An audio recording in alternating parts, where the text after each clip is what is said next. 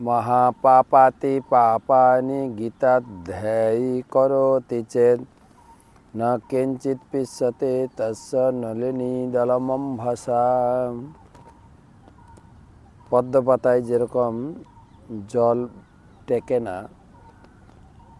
নিত্য গীতা অনুশীলনকারীর ব্যক্তির দেহে পাপ বেশিক্ষণ বাস করতে পারে না। আজকের গীতা পাঠ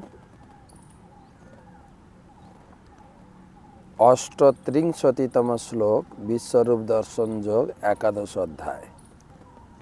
তমাদিদেব পুরুষ পুরাণ তমস্য বিশ্বস্য পরম নিধানম বেতাসি বেদ্যম চ পরম চ ধাম তয়া ততম বিশ্বম অনন্তরূপম।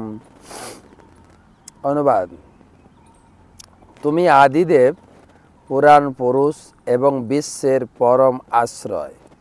তুমি সব কিছুর জ্ঞাতা, তুমি জ্ঞেয়, তুমি গুণাতীত পরম ধাম স্বরূপ। হে অনন্তরূপ, সমগ্র জগৎ তোমার দ্বারা পরিব্যাপ্ত হয়েছে।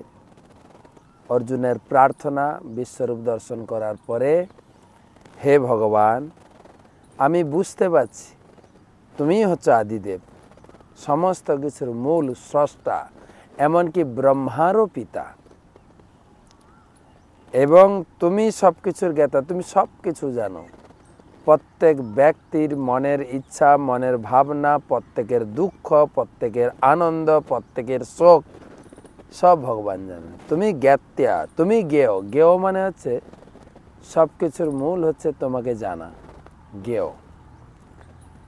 আর তুমি হচ্ছ পরম ধাম স্বরূপ, সকলকে তুমি আশ্রয় দিয়েছ। কারণ ভগবান এই মাটি তৈরি করেছে, মাটিতে সবাই আমরা আশ্রয় করে আছি। তুমি সকলের আশ্রয়, তুমি সকলের পালক, তুমি সকলের পোষক, তুমি সকলের স্রষ্টা।